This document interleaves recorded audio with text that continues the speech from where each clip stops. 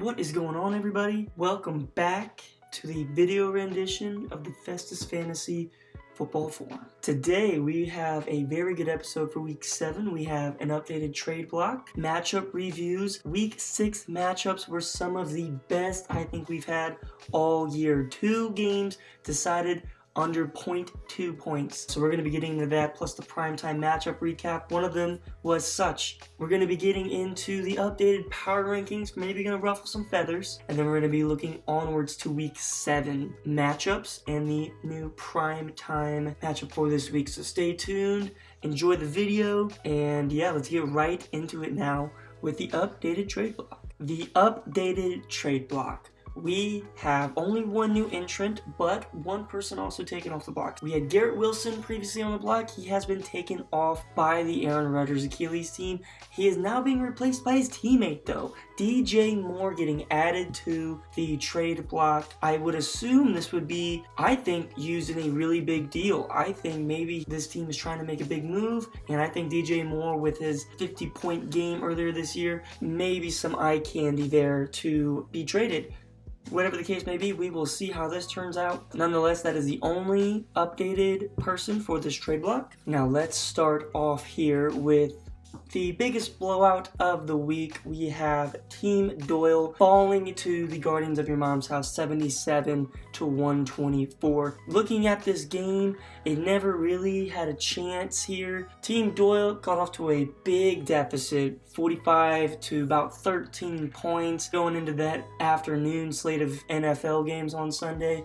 And from there, it just kept snowballing. As you can see, 105-77 after the afternoon slate. Going into prime time, there was really no one left for Team Doyle to come back and win this game, and the Guardians of Your Mom's House took advantage of that. So credit to them. A good rebound game from them after a couple down weeks. For Week 6, unfortunately, Team Doyle dudding and losing to the Guardians. The Guardians now, 4-game win streak. If you don't recall, this was the battle of the 3-game win streaks. Both of these teams started off 0-2. Congratulations to the Guardians, and Team Doyle, I'm sure, is going to be rebounding next week. The next game we have, I don't even know what I'm doing anymore, taking on the Mars Backpack. Now this, unlike the last game mentioned, this was a great game, very back and forth. As we can see after the early morning slate here, it was pretty tight, it was pretty high scoring, 60-55, as you can see there. And then it carried on after the afternoon slate going into the primetime games.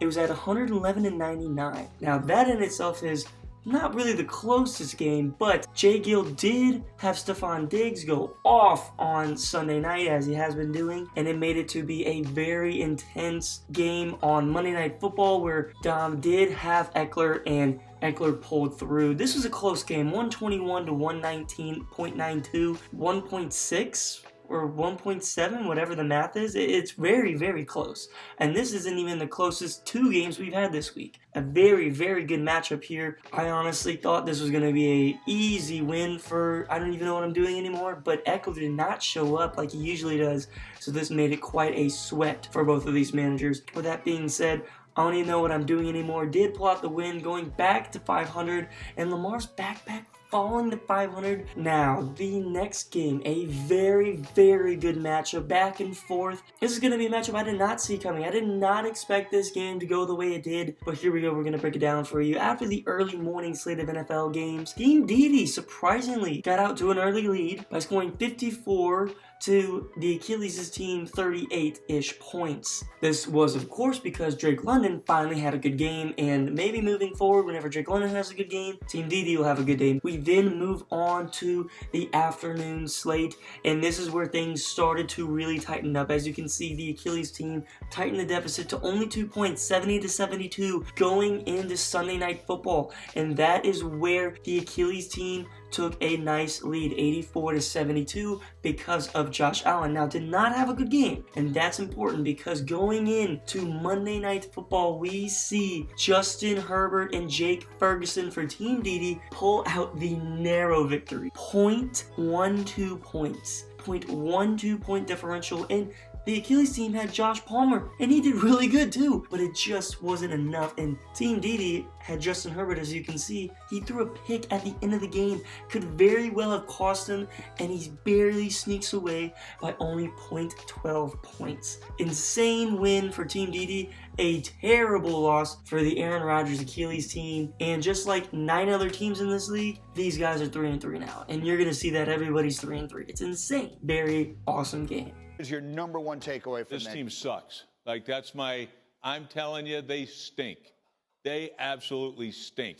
Where's the fight? Where's the energy? Where's the passion? Yeah. Like, I don't see it. Moving on to our next game, we have Chubb Checker taking on the GOAT Squad. Right out the gate, this was a very high-scoring matchup. Chubb Checker taking the very early lead, 77-63. This also coming off of the back of the trade that he just made with Lamar's backpack the day before, getting Raheem Mostert. That is very important because Raheem Mostert ends up going off for an insane amount of points. Early on, it looked like Mez was finally going to get his first win, but here came the GOAT Squad, crawling back, fighting back, switching the win probability from Mez back to the GOAT Squad with a 71% chance to win going into Sunday Night Football, 99-85. And he had Gabe Davis Sunday Night Football, a great spot to be in if you are the GOAT Squad. But the Chubb Checker team had one villain, one guy, standing in the way of the GOAT Squad's 4th win on the year, and it was Keenan Allen. And lo and behold, what does the bad man do on Monday Night Football?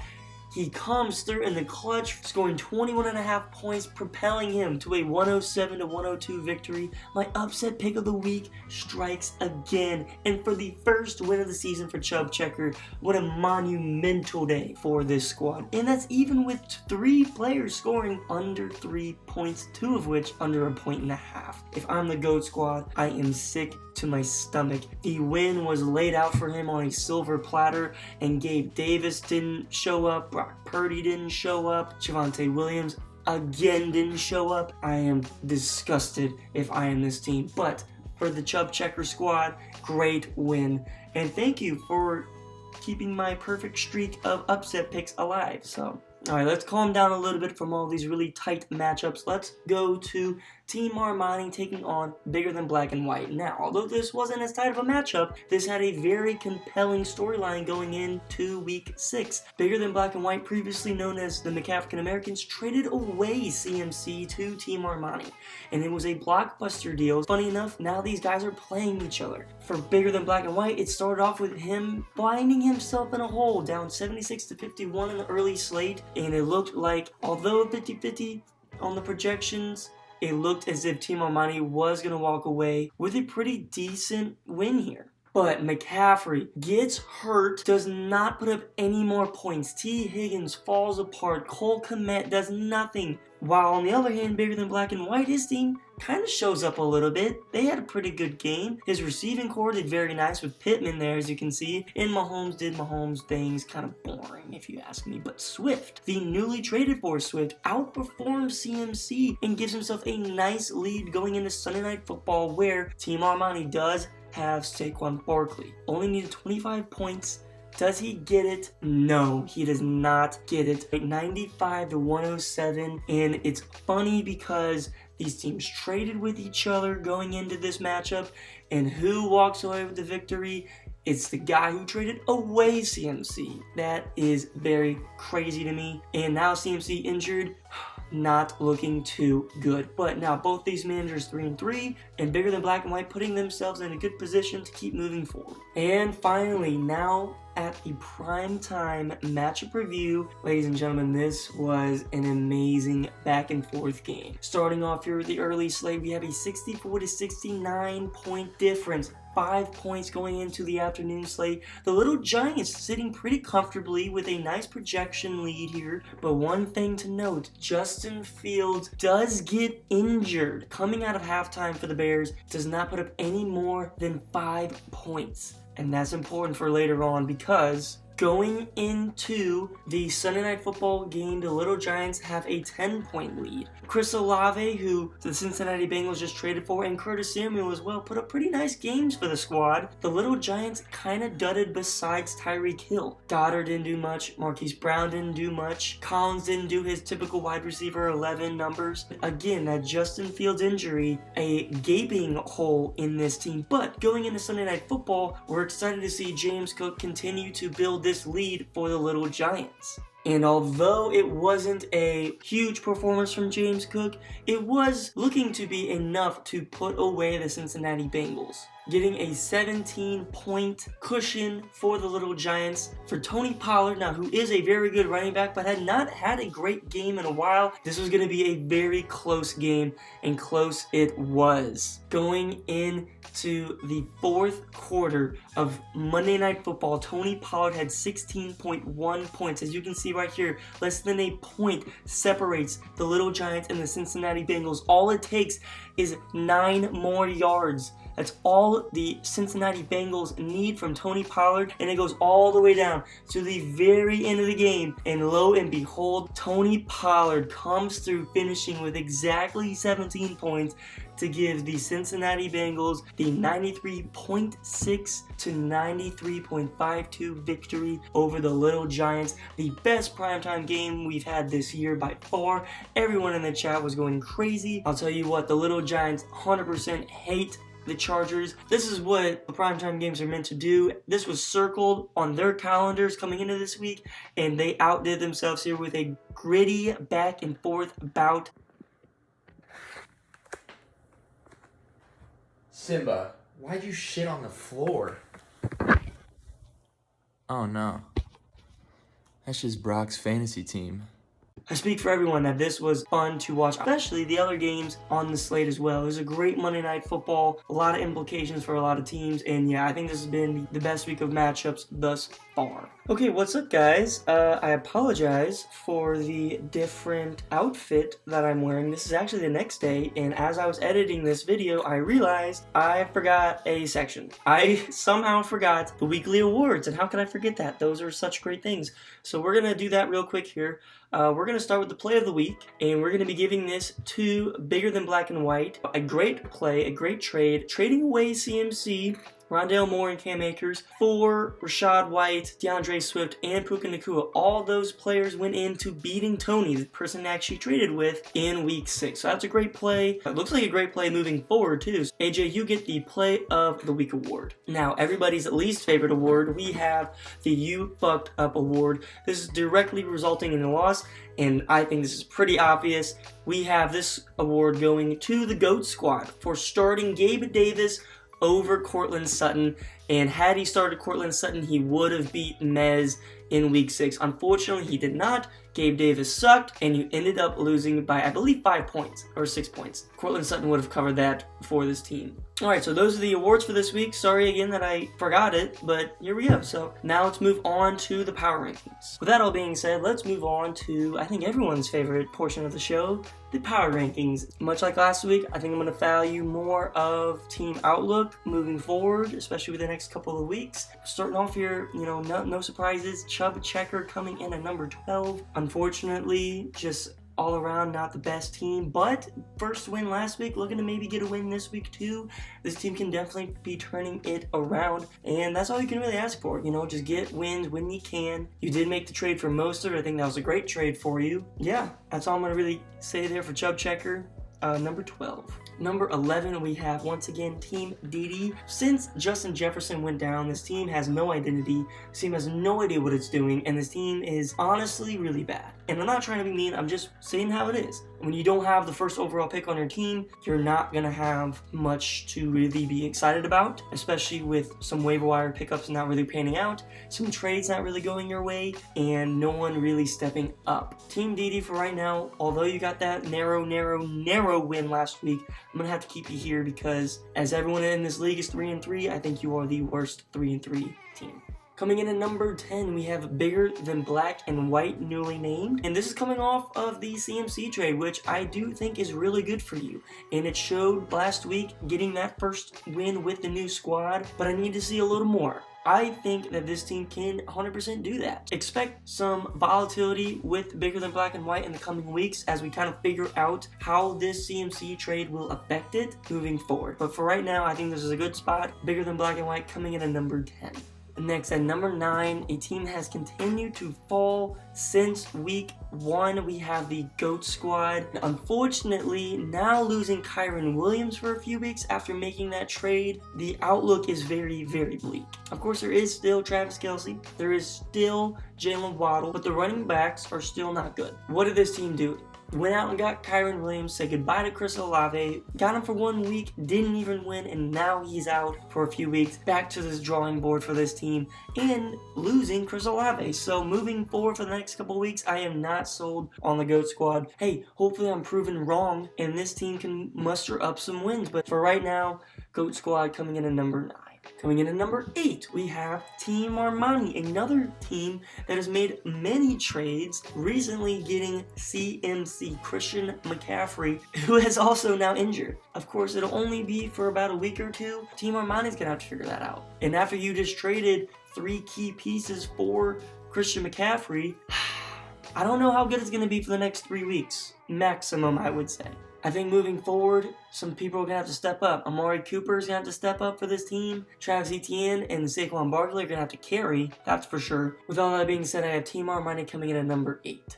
Coming in at number 7, we have the newly named, I'm just going to call them the Bengals because I don't want to say the Cincinnati Bengals every time. But we have the Bengals. Unfortunately, something that I did not like was how they traded Cooper Kupp, okay? Because having Cooper Kupp and Jamar Chase, that was the identity of this team. I really enjoyed it. I loved the fact that you had 2 of the best receivers in the league, points per game wise. I get it that you needed running back depth. You went out and you got running back depth. Lo and behold, some of the trades that you have been making have been flat out amazing for you. Okay, getting Kyren, flipping him for Olave. Kyren got hurt. Now you have Olave who's perfectly healthy. It's going to help your team all around. Looking pretty good right now. Still heavily favoring the Bengals with the 3-man stack, which I still don't like, and it almost cost you again last week. Let's not forget, getting back to 500, that's pretty much the only thing you could have asked for. I think moving forward with the all-around depth of this team now, with the running backs and a little bit of wide receiver help, I have this team firmly at number 7. I think only being able to go up from this point, barring a Jamar Chase injury. The Bengals at number 7. Moving on to number 6, we have Aaron Rodgers' Achilles. I still like this team all around. Miles Sanders, though, is a problem. I'm not liking Miles Sanders. That's why I have this team at 6, because the RB2 spot and some of the flexes are a big concern for me. I don't think this is a bad team by any means. I think this team will make the playoffs. There are a couple holes that I maybe was blind to in the first few weeks. I maybe was ignoring the Miles Sanders problem in this team too much. And maybe it's starting to show. And I think it's in a decent spot. So we're going to keep the Achilles team here at number 6. Next up, continuing to fall, just like the GOAT Squad, we have Lamar's backpack coming in at number 5. Unfortunately, look, I don't want to do this. I don't want to drop Lamar's backpack. But look, a couple bad trades in a row, and now this team is 3-3. It was the number 1 team in the league at one point, and it's just continuing to fall because I just think a little bit of mismanagement, a little bit of bad luck, obviously, that has something to do with it as well. Where does this team go from here? Well, you need to start nailing the flexes, okay? DeAndre Hopkins, I don't think is good at all. I think you need to permanently bench him. I think Jerome Ford needs to be in that spot. I think maybe you need to go get a little more depth, and you also need Mike Evans to start picking up his check at this point, okay? Because you traded a lot to get him. You traded Calvin Ridley. Calvin Ridley's a good player. You need Mike Evans to start outscoring Calvin Ridley. Look, I think that'll happen. I think Mike Evans is a quality player. Then you traded Mostert. And that sucks because he is the running back 2 on the year. For Derrick Henry, I don't know about that one. I don't know about that one. So I'm going to have to keep Lamar's backpack here at number 5. Next up, coming in at number 4, I have Team Doyle. Now, look, I love Team Doyle. I think Team Doyle has one of the best teams in the league. It's a really good team, okay? All around, top to bottom, I like all the spots. I will say that the flexes need to be ironed out a little bit. Jerry Jeudy sucks. Dameon Pierce kind of sucks. And George Pickens, well, he plays for the Steelers, so that sucks. Other than that, though, very, very good team. I think the trades that he's made for A.J. Brown and Calvin Ridley have been paying dividends. Obviously, David Montgomery paid dividends for the 1 week he had him, and then last week he got injured. Moving forward, though, I think this team is in a good spot to make the playoffs, 100%. I don't think there's really anything besides terrible luck, terrible injuries that could really stop this team moving forward. For those reasons, I'm going to have to move him down. Very optimistic. Team Doyle coming in at number 4. Ugh, that sun's in a bad spot. Hold on, let me...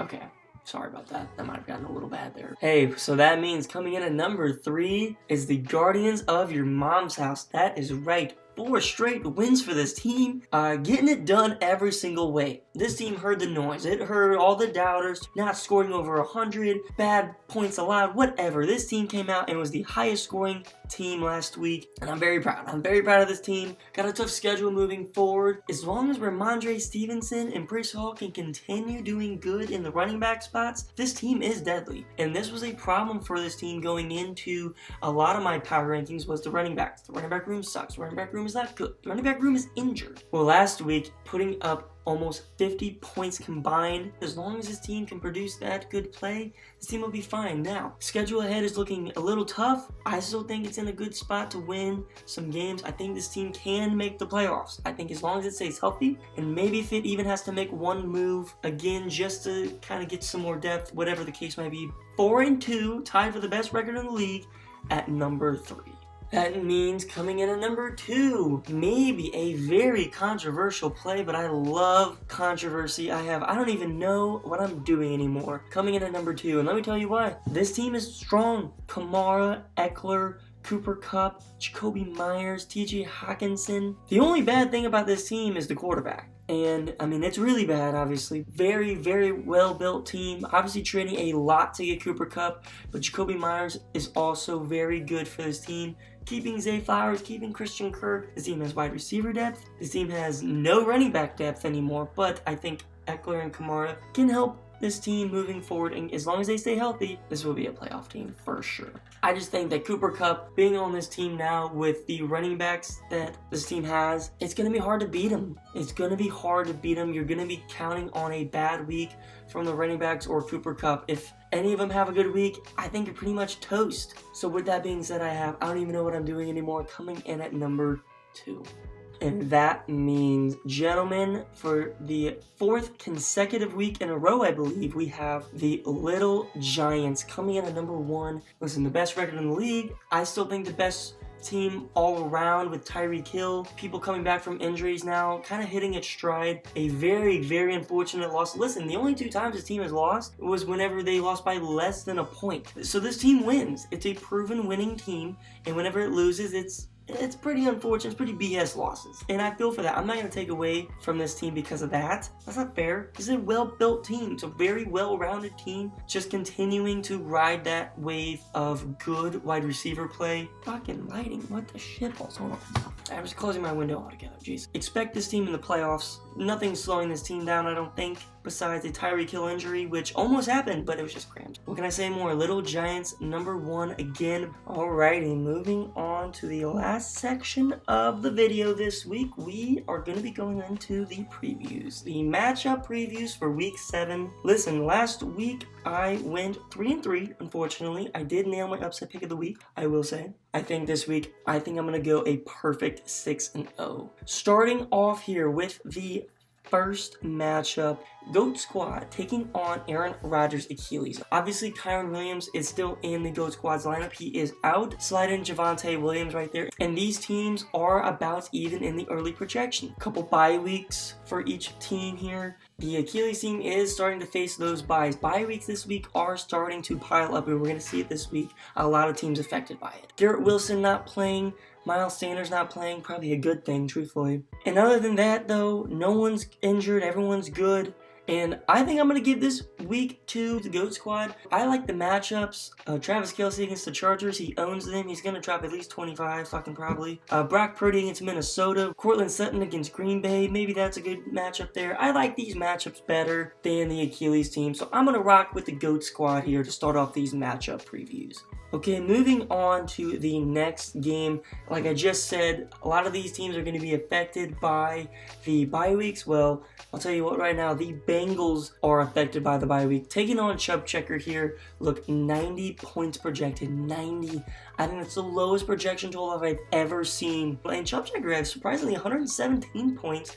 Very, very respectable there. When you have three main guys going out with a bye week for the Bengals, it's going to be hard to win a game. And look, Chubb Checker's team just looks ready to go. This isn't much to talk about. Chubb Checker's going to win this game. I think this is, if I had a lock of the week, this would be my lock of the week. Next up, I think this will be a fun matchup here. These guys live together. Bigger Than Black and White and Little Giants. College roommates taking on each other one-on-one. Pause. Listen.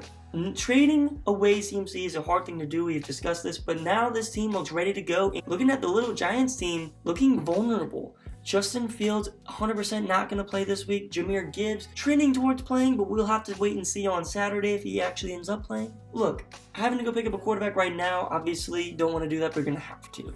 Jahmyr Gibbs, if he's not being able to play, sliding in JSN probably is the next best option there. I can say fully healthy, Bigger Than Black and White team. But I do think that Bigger Than Black and White is going to walk away with a Week 7 victory. Next up, we have the Guardians of Your Mom's House taking on Team Marmonte. Another team that is being heavily affected by the bye weeks this week, losing CeeDee Lamb, Adam Thielen, and Breece Hall. The Guardians look very vulnerable, especially having to start Jaleel McLaughlin in your RB2 spot. Team Armani, on the other hand, though, Saquon Barkley, he'll play, but he is questionable, and Christian McCaffrey, the newly acquired, is questionable, and I don't think he's going to play. I'm hearing a lot of talks about him sitting out this week, maybe to the bye week, just to make sure he's 100% healthy. And if that is the case, then Team Armani takes a heavy fall. So that will heavily take away from Team Armani. The fact that Christian McCaffrey is not ruled out just yet, I am going to use this opportunity to give my upset of the week pick to the Guardians of Your Mom's House. I'm hoping to see a boom 2 weeks in a row. Of course, this is such a low projection total. Obviously, this is a big risk, but I'm putting my perfect record of upset picks on my own team, the Guardians of Your Mom's House, hopefully walking away with a Week 7 victory. And for the last afternoon slate game, we have Lamar's Backpack taking on Team Doyle. And this, I think, is going to be a great matchup. These two teams have history with each other. They traded earlier on in the season, and it looks like we're going to be seeing that in effect here today with Jerome Ford and Mike Evans in the starting lineup for Lamar's Backpack. Good to see.